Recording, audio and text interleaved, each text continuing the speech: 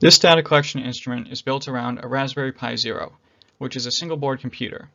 A single-board computer can do all the things that your computer can do, just maybe not quite so quickly. Attached to the Raspberry Pi Zero is an Arducam day-night camera. This camera records in the visible light spectrum during the day and in infrared at night.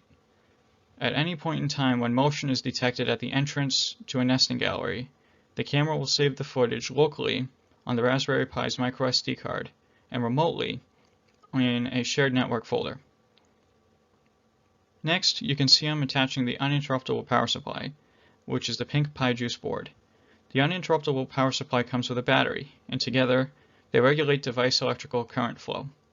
If the power were to go out, the battery will turn on and prevent the device from losing power, even in the event of a mains power outage.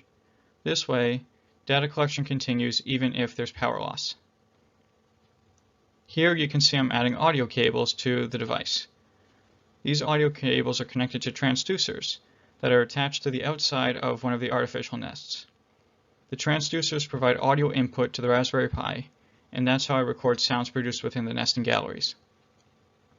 Here, I'm using hot glue to hold everything in place. Next, it's time to add the thermistor.